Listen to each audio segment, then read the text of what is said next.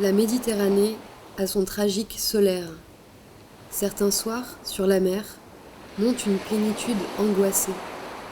On peut comprendre alors que si les Grecs ont touché au désespoir, c'est toujours à travers la beauté et ce qu'elle a d'oppressant. C'est du contraste entre l'azur lisse de l'horizon et l'irruption de rocailles blanches qu'est née la tragédie grecque. Les rochers permirent d'accrocher les mythes. Ariane jette ses sanglots sur la rive, en voyant fuir, blanche sous le soleil, la voile de Thésée. Abandonnée au monde, rentrée dans sa pesanteur de chair et d'os, pour courir contre les vagues frémissantes, elle relevait sur ses jambes nues sa robe flottante. Autour de moi, plus rien que le jeu des vagues. Tout ce qui jadis me semblait pesant s'est englouti dans l'abîme azuré de l'oubli. Désir, espoir, tout a sombré. Les premiers pas dans ce pays désert et oublié signifiaient pour moi les premiers pas du funambule sur la corde raide. Je me coinçais dans les mouvements de mon corps. La nuit, mes nerfs hurlaient comme des perroquets exaspérés au bruit d'une mer qui ne cessait de couler sur ses rochers. Thésée, je vais mourir sans qu'un peu de terre soit jetée sur mes restes. Le fil est une ligne. Il glisse doucement dans les mains de celui qui entre dans le labyrinthe, comme s'il caressait sa peau. Il en reste des brins dans les mains d'Ariane. Avec eux, elle se lie à l'arbre. La lumière lui parvient au travers du maillage de feuilles et ramures. L'esprit engourdi comme pour une métamorphose. Dans l'obscurité, elle remonte les parts informulées du fil. Elle tisse son espace intime et le réseau de sa mémoire pour conjurer le risque de leur perte. Le cocon la protège en l'enfermant. Dehors, c'est le bruit discordant, le désordre. Dedans, c'est la certitude généalogique qui vient des millénaires, la sécurité de se savoir lié dans une sorte d'usine où se forgent les jeux précis qui préparent la fête. Tu ne vis que pour la fête, mais veille de mourir avant que d'apparaître et qu'un mort danse sur le fil.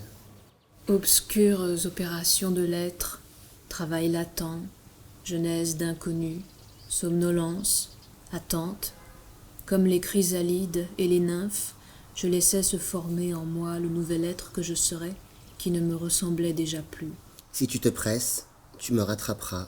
Si tu ralentis, je te rattraperai. Si tu te mets à tourner, je danserai avec toi. Puisque notre rencontre est inéluctable, fais-moi face tout de suite. Je suis ton ombre intérieure, celle qui rit derrière l'illusion que tu appelles réalité. Patiente comme une araignée, enchâssée comme une pierre fine dans chacun de tes instants, je disparais lorsque tu redeviens pur esprit. Sans matière, je ne suis plus. En moi, il faut entrer pur. Défais-toi de tout. Défais toi-même du détachement. Annihile-toi. Cesse de t'observer. Tu perdras la notion du temps. Jusqu'ici, tu vivais sur l'île de la raison, négligeant les autres forces vivantes. Le paysage s'élargit. Il faudra te demander à chaque réveil quelle est la fête. Je tombais éternellement vers moi-même. J'aurais voulu dormir infiniment, comme une végétation dans l'humidité de la terre. Puis je me réveillais de très loin, en sueur, le cœur battant, la tête somnolente. Elle fait des rêves étranges, des rêves qu'elle ne comprend pas, qui lui parlent d'espaces qu'elle n'a jamais visités. Des cellules étrangères à son système apparaissent. Recluse dans sa chrysalide, la chenille sert de nourriture aux futurs papillons. Pour être 2 fois né, il faut mourir avant de mourir. La nuit, surtout, j'étudiais les fils qui m'attachaient, les personnes qui venaient me contempler à travers ma toile, et surtout moi-même. C'est là, dans le dernier recoin de l'univers, que j'ouvre mon âme. Au commencement, j'avais devant moi un océan de possibilités. Je me suis perdue, cherchant tout ce qui me ressemblait. Je méditais sur ma demeure. Chaque endroit est un autre endroit. Tout est plusieurs fois, 14 fois. Ils sont 14 à pénétrer ma maison pour que je les délivre de toute souffrance. J'entends leurs pas et leurs voix au fond des galeries de pierre. Ils tombent l'un après l'autre, sans même que mes mains soient tachées de sang. Ils restent où ils sont tombés. Et leurs cadavres m'aident à distinguer des autres telle ou telle galerie. J'ignore qui ils sont. Mais l'un d'eux, au moment de mourir, annonça qu'un jour viendrait mon Rédempteur. Serait-il un taureau ou un homme ? Sera-t-il un taureau à tête d'homme ou sera-t-il comme moi ? Je suis arrivée au bout du chemin, là où l'insondable se présente comme un abîme. Devant ce néant, je ne peux avancer. Il ne me reste qu'à marcher à reculons. Puisque ma raison n'avait plus de pouvoir, il fallait donc d'abord liquider l'angoisse qui me paralysait et chercher ensuite un accord entre l'île, mon esprit et mon corps. Peu à peu, je me défais de tout ce que l'on pourrait appeler moi. Je ne possède rien, je ne sais rien. Que me reste-t-il?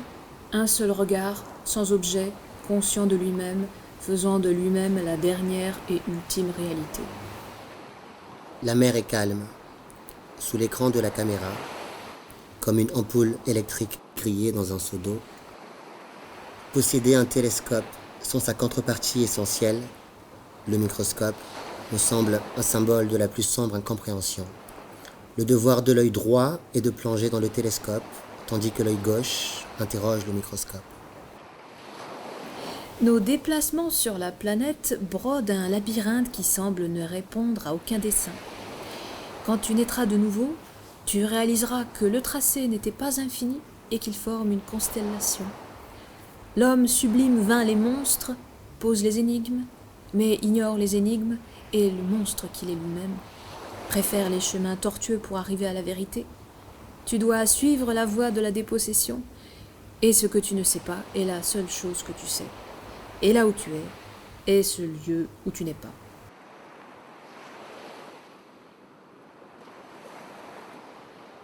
Réaliser qu'il y a un labyrinthe, c'est déjà en sortir. Je suis dans chaque cours d'eau, dans chaque ruisseau et chaque bassin. Fidèle à mon lieu, là où je me suis agenouillée, au centre de l'univers, je ne me sépare pas, j'appartiens. Comment ne pas aimer ce qui me possède amoureusement? Je laisse l'haleine des dieux traverser mes membranes.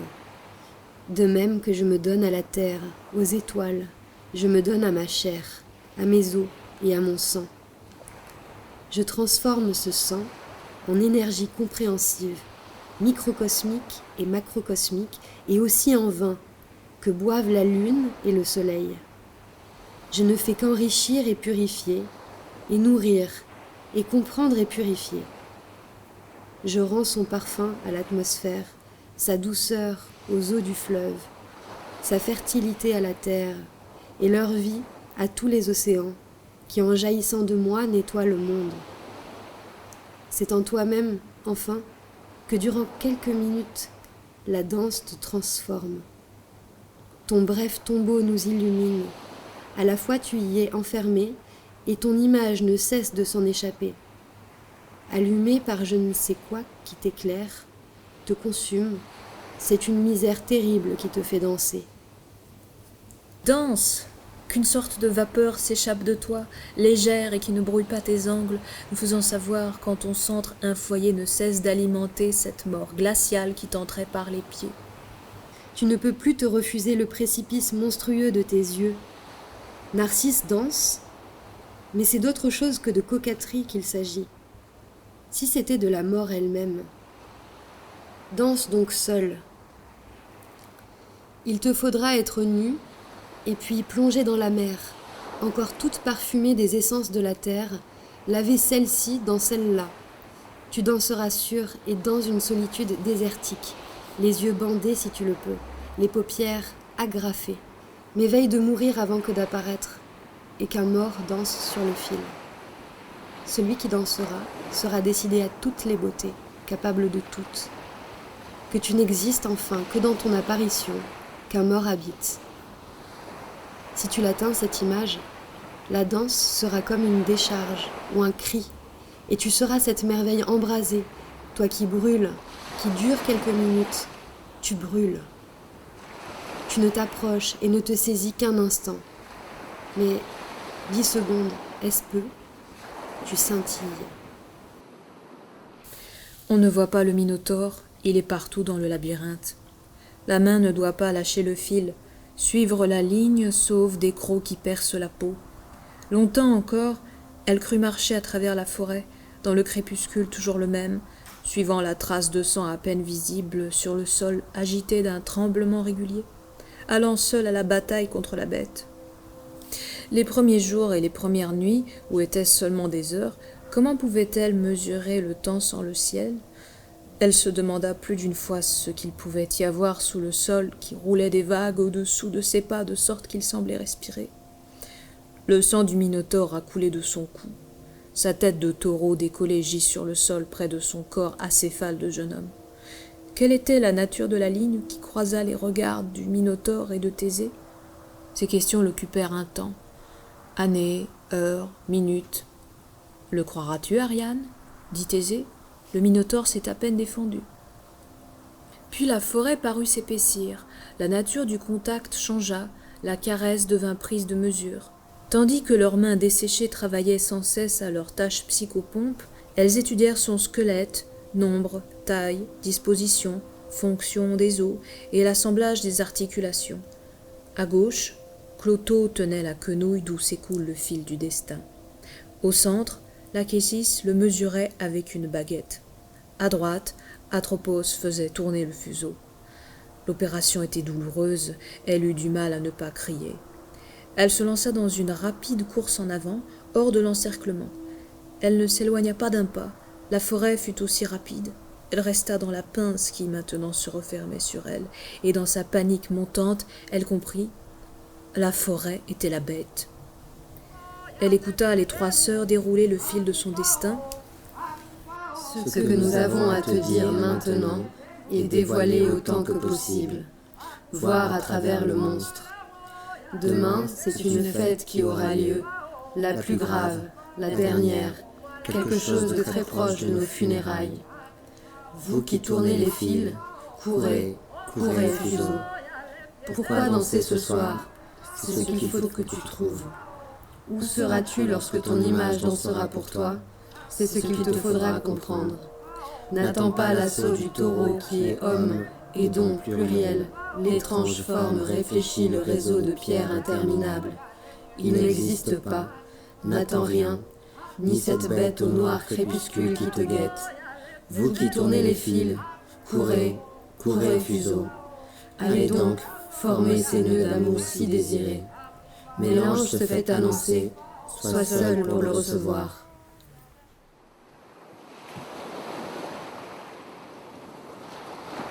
Sois avisée, Ariane. Tu as de petites oreilles, tu as mes oreilles. Mais y a un mot avisé. Ne faut-il pas d'abord se haïr si l'on doit s'aimer? Je suis ton labyrinthe. Tu t'approches en rampant au milieu de cette nuit. Tu m'entends respirer. Veux-tu entrer, t'introduire dans mon cœur, t'introduire dans mes pensées? Parle enfin, toi qui te caches derrière les éclairs. Inconnu, parle. Que veux-tu, toi qui guettes sur les chemins? Que veux-tu de moi? Tu entres et tu es seul. Apparemment, car Dieu est là. Il vient de je ne sais où, et peut-être que tu l'as porté en entrant, ou la solitude le suscite, c'est pareil. Olokun voit ta chasse. Soit qu'il t'accepte et tu étincelles, ou bien il se détourne. Si tu as choisi de danser devant lui, tu ne peux échapper à l'exactitude de ton langage articulé, dont tu deviens prisonnière. Grâce à une étrange convulsion de mon centre vital, je me sens remonter avec une rapidité vertigineuse à la surface. Un chaos incommensurable prend forme à l'intérieur de moi. Je laisse circuler dans mon corps, de bas en haut, comme un ressac, la poussée féroce dont le monde a besoin. Je suis si loin des mots. Je suis un état secret et indicible. Mes eaux silencieuses sont le mystère où commencent tous les totems, les dieux préhistoriques, et ma musique, essence divine de la parole, ouvre les tempes scellées.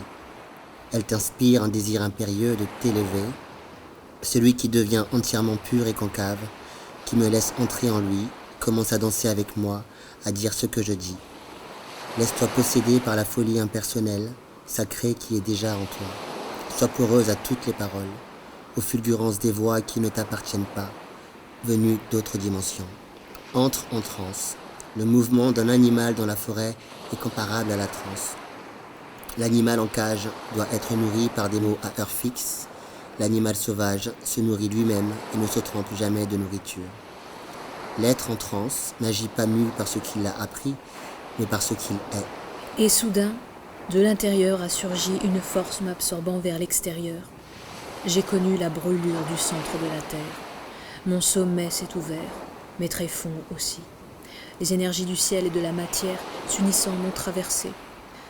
Vint un temps où le risque de rester à l'étroit dans un bourgeon était plus douloureux que le risque d'éclore. C'est auprès d'une déchirure que la conscience s'élargit. Là, seule et nue, avec ma robe bleue et le soleil, je trouve essentiel de résoudre le problème de mon moi en rapport avec le soleil. Je me croyais dans les limbes et j'étais Yemaya. Les limbes, mon cocon, c'est moi qui en ai coupé les fils. Peu à peu, je me suis défaite de toutes les attaches. Je n'appartiens plus à mes pensées. Pour me traverser, j'ai coupé tous les liens sauf celui qui m'unit à l'âme du monde. Cette chaleur qui sort de toi et rayonne, c'est ton désir pour toi-même ou pour ton image jamais comblée. Tous tes désirs sont réceptacles. De toi, une chaleur se dégage et nous chauffe. Ton ventre brûle. Alors je deviens l'axe d'une danse totale. La joie de l'union m'aveugle. Le monde entier est un autel que je sacralise. Je t'ai accordé le regard pur des morts, deux trous sans attache par lesquels seul Dieu regarde. L'instant devient le miroir de la terre. Il n'y a plus de différence entre la matière et le rêve, le perceptible et l'imaginable. Ce que tu appelais la vie devient une danse d'illusions. Je veux nouer sur ma peau l'étreinte pour laquelle soupirent lèvre à lèvre depuis si longtemps la terre et la mer. Où étais-tu donc avant d'entrer en transe? Obscurément dans les flancs du monstre. Le sceau était en toi, indompté, dispersé, donc malheureux.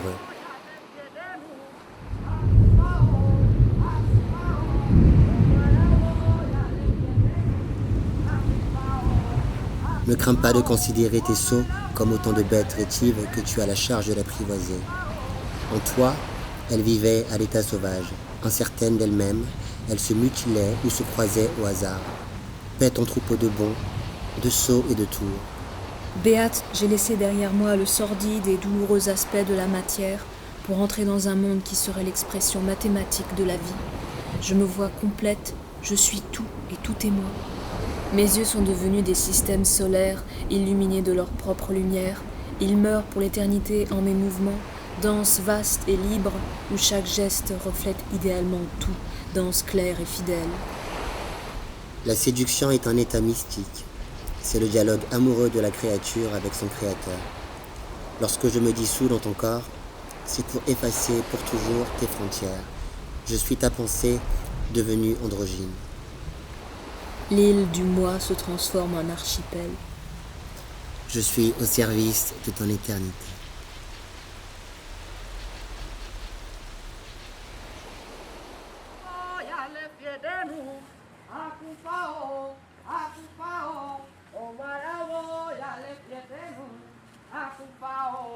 Akupao,